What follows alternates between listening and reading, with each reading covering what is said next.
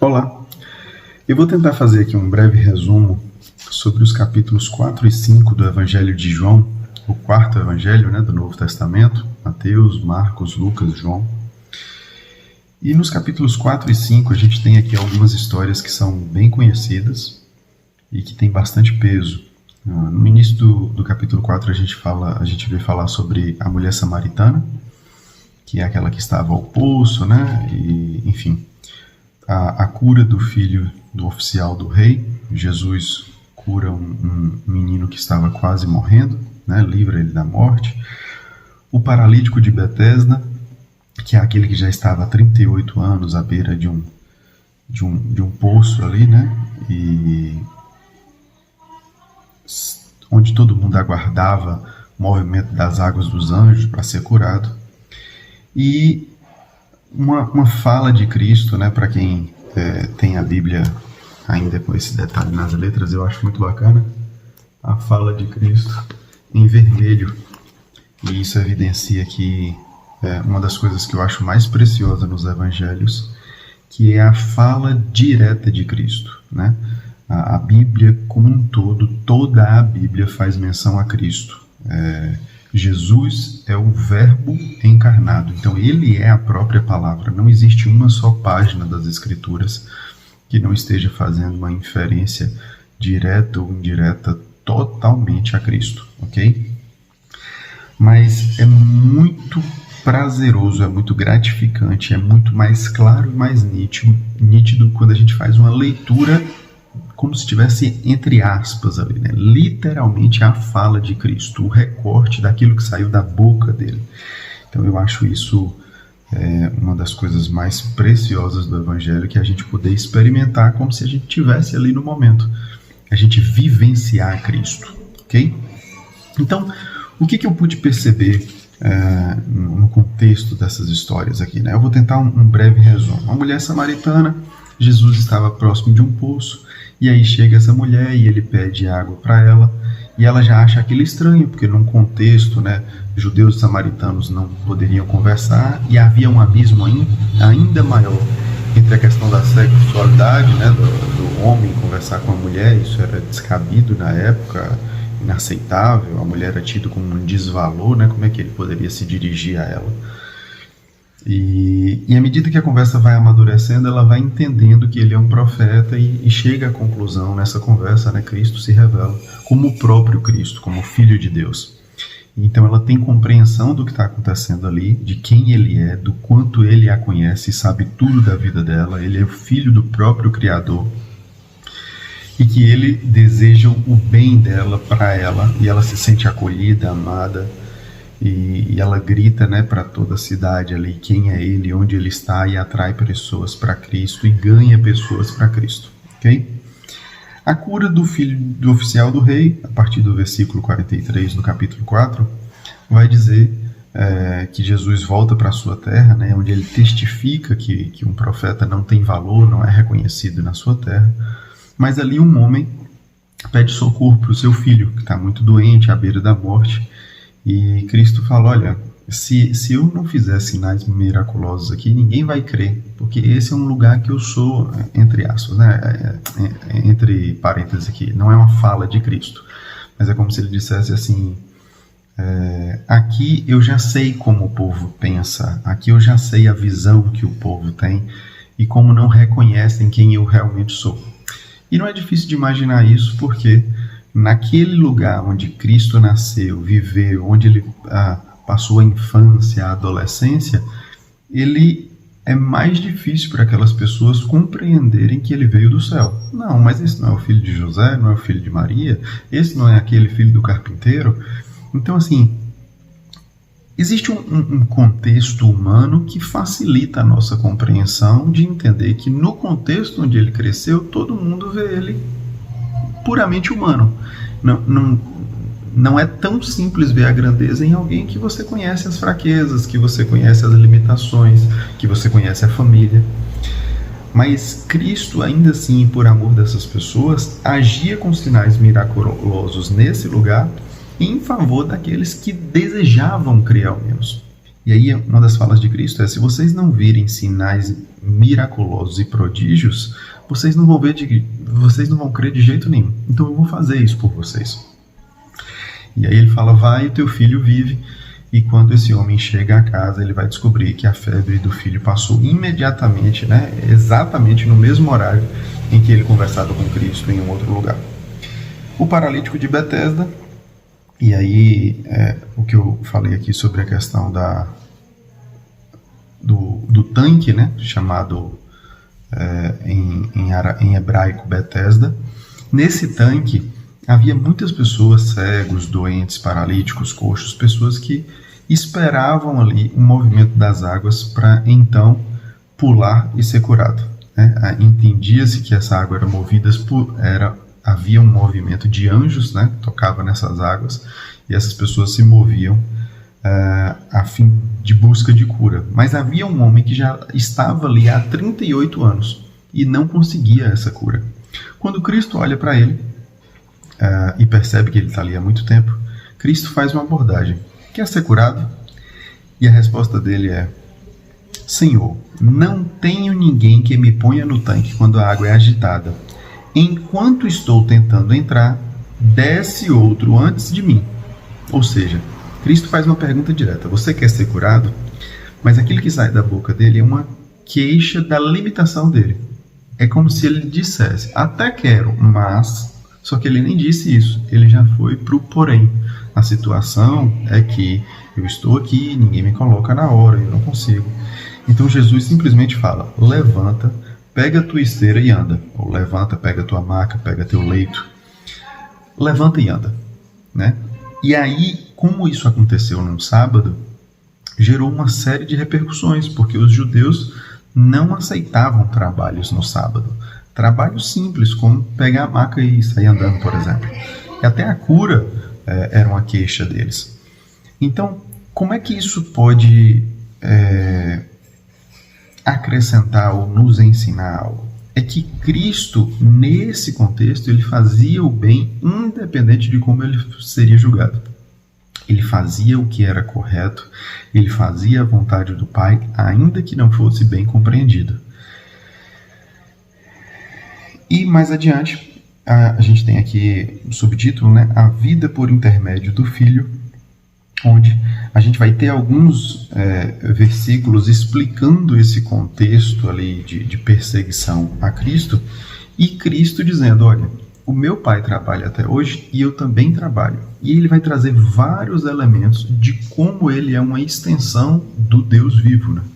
Eu sou filho do Pai, eu faço o que o Pai faz, eu faço o que o Pai quer, nada que eu faço vem de mim, antes primeiro vem do Pai. E tem alguns versículos que em especial me chamaram a atenção. O Pai a ninguém julga, mas confiou ao Filho do julgamento. Para todos que honrem o Filho, honram também o Pai. Quem não honra o Filho, não honra o Pai que o enviou.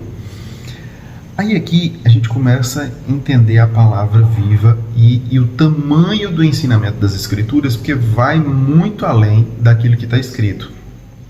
Vamos compreender um pouco aqui. Quando Cristo fala isso, está tudo em letra maiúscula. Então ele está falando o Pai, Deus, está falando o Filho, Cristo, Ele mesmo. Mas quando a gente entende que o aceitar, o se entregar, o crer no Evangelho, se render às Escrituras e o viver para Deus nos torna filhos de Deus, isso também pode ser interpretado dessa forma. Para que todos honrem o Filho como honram o Pai. Se eu me torno filho de Deus, eu devo ser honrado. Mas se eu compreendo isso e vivo dessa forma, eu também começo a olhar para o meu irmão como filho de Deus. E quem não honra o Filho, não honra o Pai que o enviou. Quando a gente entende o que é ser filho de Deus, eu entendo que eu devo honra às pessoas, respeito, amor, compreensão às pessoas, simplesmente pelo fato de serem filhos de Deus. Isso já basta. Ah, mas tal pessoa é boa, mas tal pessoa não é, ou essa me ofendeu, aquela isso e aquilo outro. Não vem ao caso. Basta que seja filho de Deus para que eu deva honra, respeito, cuidado. Se eu não faço isso com os que estão próximos de mim, com família, com amigos, com conhecidos, se eu não estou honrando essas pessoas que eu identifico como filhos de Deus, eu não estou honrando a Deus. E esse é um grande desafio para todos nós cristãos, eu posso dizer particularmente por mim, porque no ímpeto humano, muitas vezes, a gente quer usar a razão, os nossos argumentos, os nossos interesses, os nossos desejos próprios, o meu momento, o que eu quero, o que eu penso, e Deus está dizendo, não é por aí. A vontade do Pai é que tem que agir em mim. E aí eu me coloco também no lugar de Cristo, enquanto filho de Deus, eu sendo filho de Deus, e eu, bem como Cristo, não devo fazer o que eu quero, mas aquilo que o Pai me enviou para fazer. Então eu não só devo honrar as pessoas como elas sendo filhas do próprio Deus, como eu devo agir como filho do próprio Deus, fazendo a vontade do Pai, e não a minha. Então, quando a gente vê todas essas histórias aqui, existe um construto que a princípio parecem histórias soltas, mas se você olha para a mulher samaritana, a história vai dizer que ela chegou junto ao poço e Cristo estava ali. Então faz parecer que foi ela que encontrou com Cristo. Mas no desenvolver da história, a gente entende que de alguma forma Cristo já esperava por ela ali. Então, mesmo Jesus estando estático, digamos assim, parado, quando a mulher samaritana vem, na verdade foi Cristo que foi ao encontro dessa mulher. E isso se torna nítido pelo desenvolver da conversa. A maneira que ele pede água, mas fala, eu tenho água que nunca mais dá sede, se você beber, você vai ter fonte eterna. Pergunta sobre o marido dela, ela dá uma resposta evasiva e ele dá uma resposta completa, dizendo, eu sei tudo sobre a tua vida. Então, o que Cristo está dizendo é, quando você acha que eu estou interessado em te perguntar para bisbilhotar a sua vida, ou quando eu te peço alguma coisa é uma necessidade minha, você não entendeu nada. Porque quando Jesus pediu água, ele não precisava de água. Quando Jesus pediu uma informação sobre a vida dela, ele não precisava saber nada da vida dela. Pelo contrário, ele já sabia muito mais. A água ele já tinha muito mais. O que ele estava querendo ali era relacionamento com ela. Então Jesus ele tem buscado relacionamento conosco. Ele tem ido ao nosso encontro mesmo quando parece que somos nós que o encontramos. Na história seguinte do filho de um oficial do rei, esse oficial do rei pareceu ter ido ao encontro de Cristo, mas o desenrolar da história deixa claro que Cristo já sabia que naquele ambiente não valorizavam ele como profeta, porque um profeta não é reconhecido na sua terra.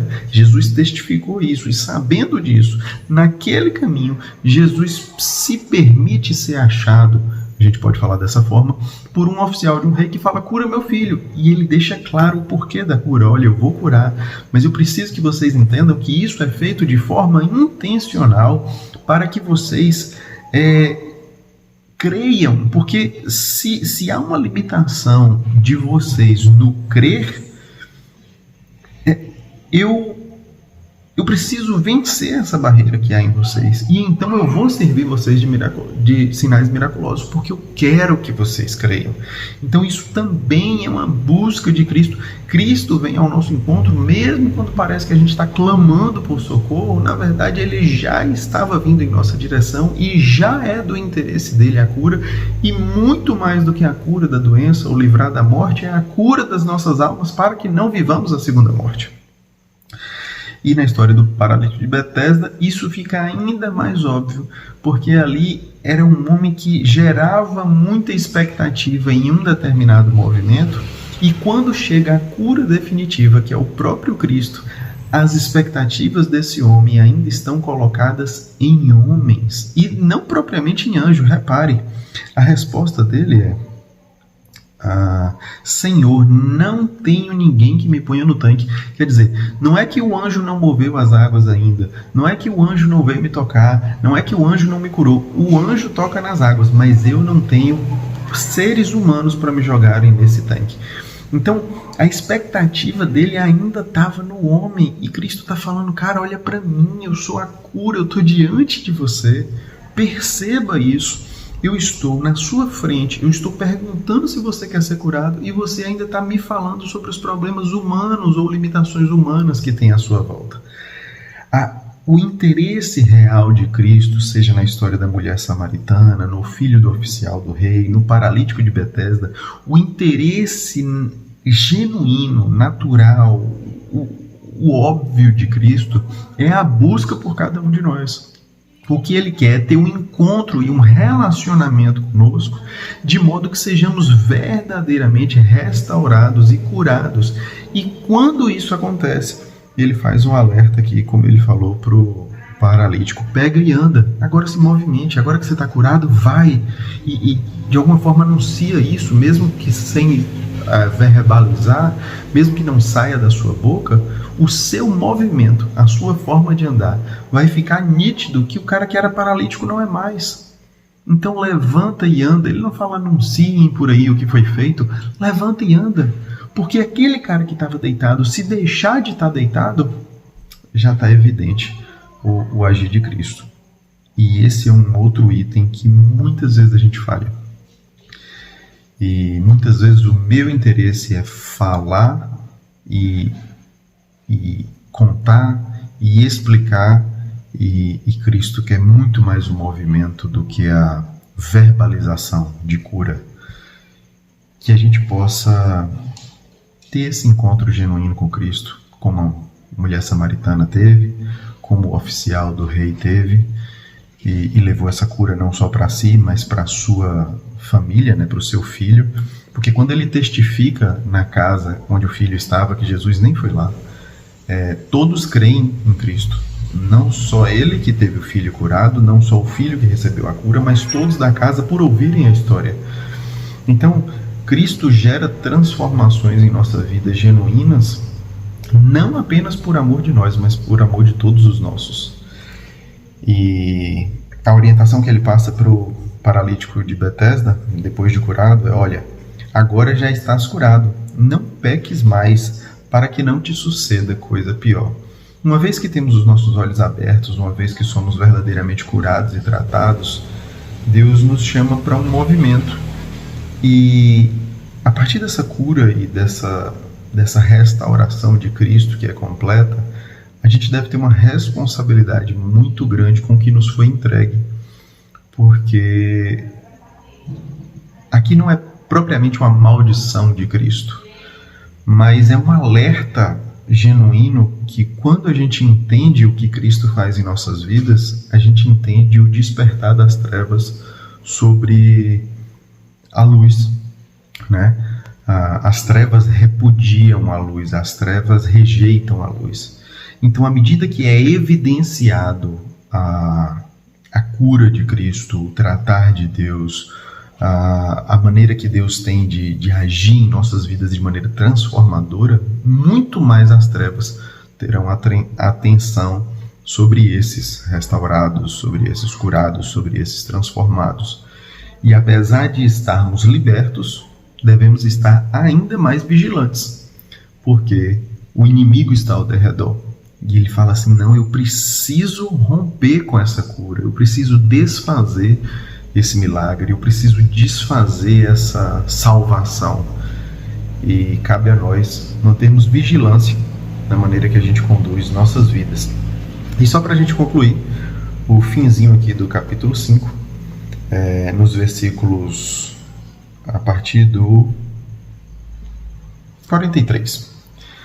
Eu vim em nome do meu Pai e não me aceitais, mas se outro vier em seu próprio nome, a esse aceitareis. Jesus falando para o povo, né, que estava questionando quem ele era, se realmente era Cristo, como é que ele podia fazer coisas no sábado, enfim. Como podeis crer, recebendo glórias uns dos outros, mas não vos esforçando para obter a glória que vem do único Deus? Porque ali os homens estavam se agrupando e um defendendo ao outro para poder acusar a Cristo. Mas Cristo está dizendo assim: não seria muito mais importante vocês estarem procurando glória em Deus do que um testificando sobre o outro? Eu falo sobre mim porque o Pai testemunha sobre mim antes disso, né? Então, enfim, eu não estou preso a testemunhos de homens ou ao que vocês acham ou deixam de achar. Vocês criam rótulos sobre si e não estão preocupados com o que Deus está pensando de vocês. Não penses que eu vos acusarei perante o Pai. Quem vos acusa é Moisés, em quem esperais. E aqui Moisés tem uma figura muito importante, que Moisés foi quem trouxe os 10 mandamentos, né? Quem escreveu a lei, digamos assim. Mas a lei foi dita por Deus, e essa lei, acima de tudo, foi vivida plenamente por Cristo. Foi o único que em nada poderia ser condenado. Daí ele poder levar os nossos pecados, né? Porque ele era inocente completamente. Ele passou ileso pela lei. Só que essas pessoas queriam acusá-lo pela lei, o que não procede. E Cristo está dizendo assim, olha, essa lei que vocês estão usando para me condenar, com a medida que vocês estão usando, vocês vão ser medidos. Eu sou aprovado mesmo diante da lei, que vocês insistem em me acusar e eu não tenho culpa. Mas essa mesma lei que vocês insistem em executar sobre a minha vida, será executada sobre a vida de vocês. Se cresceis em Moisés, creríeis também em mim, pois ele escreveu a meu respeito. Então vocês não estão acreditando em Moisés. Vocês se apegaram tão firmemente à lei propriamente, a doutrinas e a comportamentos, que vocês estão anulando quem mandou a lei, que é meu Pai. O interesse de Deus e a vontade principal de Deus a colocar aquilo ali. E os ensinamentos que Moisés traziam através das leis, apontando para o próprio Cristo. Então, se vocês crescem em Moisés de fato, vocês iam crer em mim, porque Moisés escreveu sobre mim. Se, porém, vocês não estão crendo nem no que vocês têm na mão, a Bíblia que vocês têm, a palavra, se nem isso vocês estão crendo de verdade, vocês estão insistindo em ficar pegando regrinhas e doutrinas ali acima da própria palavra, se vocês não creem naquilo que vocês dizem ser a referência para vocês, imagine se eu vou esperar que vocês creiam nas minhas palavras. Então, Cristo nos confronta. Será que a maneira que a gente usa para julgar todos que estão à nossa volta, será que a gente não está agindo como esses fariseus? Porque toda vez que eu condeno alguém ou faço uma queixa de alguma pessoa, eu, na verdade, estou lendo a lei para essa pessoa. Seja ela propriamente os 10 mandamentos ou não, é como se a minha referência de Bíblia servisse de juízo para o outro. Mas se eu realmente executasse e vivesse a Bíblia, eu não julgaria ninguém. O confronto de Cristo aqui é: vocês dizem defender uma palavra pela qual vocês não vivem. E essa maneira de viver usando essa palavra para condenar o outro é que te condena, não sou eu. Quando a gente ora, Senhor, perdoa os meus pecados assim como eu perdoo a quem tem me ofendido, eu estou dizendo, Deus, se eu não perdoar alguém, me manda para o inferno. Em outras palavras, mas é o que a oração diz. Eu quero ser perdoado da maneira que eu perdoo. Eu quero ser julgado da maneira que eu julgo. Então, se eu uso a sentença de lei e não de misericórdia, que é o próprio Cristo, eu vou receber lei e não misericórdia.